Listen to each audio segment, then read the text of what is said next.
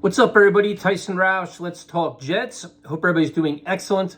The weather is warming up big time in New Jersey. I can't wait for that. Finally, some outdoor weather I can actually run in instead of the rain and cold and everything else. And it's so weird. It's like it's April 11th. The draft is just around the corner, and there's really no hype or hoopla around it. I think we're so used to having like top 5 picks and top 10 picks and talking drafts since October, November that we're each so like into it. And this year it's kind of like an afterthought because you want to see what the Aaron Rodgers trade is, what's the compensation, what moves are made after he's signed, and then you go from there. So it's definitely a weird trade season, at least for me. Maybe I'm rare, whatever, I don't know. So one of the biggest stories now that Odell Beckham signed with the Ravens is everybody's talking about DeAndre Hopkins and should the Jets try to go after him. Well, there's two levels to that. The first is, do you want to trade for him? His base salary is 19, I think it's 19 million, but the cap hit in year one's 30 million. So you look at all the restructuring the Jets got to do to fit Aaron Rodgers underneath the cap. To inherit that is going to be a pain in the ass.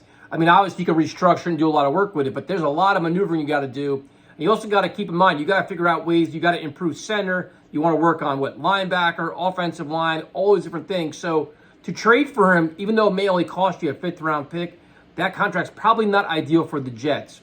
If he's released, I think it's open season, but the problem is I think a lot of teams will be involved in that. Probably the Patriots, which will kind of annoy you. So how do the Jets handle it? Now, if you look at it, is there a legitimate need for Hopkins? I mean, obviously every team would want him. The Jets have Garrett Wilson, but you're one Garrett Wilson injury away from, relying on Lazard and Hardman. Do you want to do that? Or do you bring in a guy like Hopkins, who's a legitimate top-level receiver, 2 years removed from a very good season, but even when he came back last year after suspension and injuries, he's still very productive.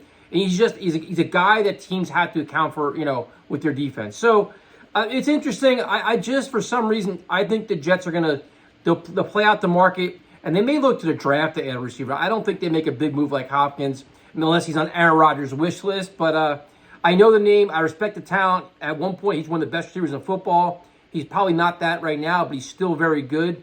I'm just not sure if he's a fit. And in the open market, I think teams will go above and beyond, especially when you see Beckham getting $15 million guaranteed. He's going to be getting some kind of crazy money. Now, I do know that he said that he would take less or he'd be flexible with a team that's ready to win a Super Bowl. But, the question I have there, the same question I had with Beckham is, is there any assurances Rodgers going to be here more than 1 year? Or would Hopkins want to go to a team like, say, for example, the Chiefs, who have a guy for 3 years, or a team, that's going to have Mahomes or something like that? The other story is a story that I'm surprised is not getting more attention, but I think it will once the Rodgers saga goes away, is Quinnen Williams and the contract. So April 17th, the team begins voluntary workouts, and as of everything I've seen, Quinnen's not going to report. Now, he's done everything right. He's gotten better year by year. He's been an excellent teammate. He's coming off an all-pro season, 25 years old, 12 sacks. I mean, you're making $9.6 million, and his evaluation is probably he should be making like $25 or $26 million. So how do the Jets handle it? Now, this is the kind of player where the locker room is going to be watching. Guys like Sauce Gardner, guys like Garrett Wilson, because this is your play like a Jet moment.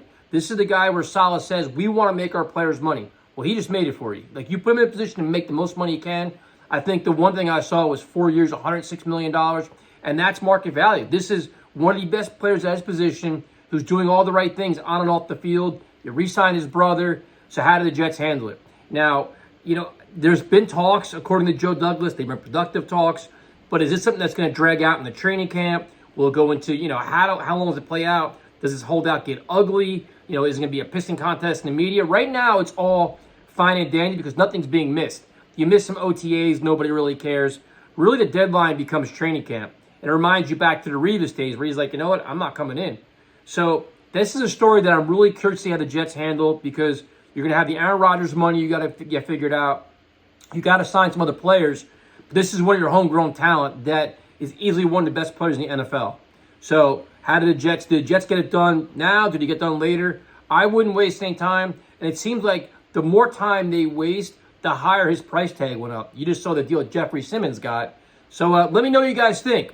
Do you pay Quinnen now? Do you make him wait? I don't think you'd let this drag out. I get it done and move on. There's ways to pay him where you could structure, money down the line so it's not an enormous hit this year, signing bonuses and everything else.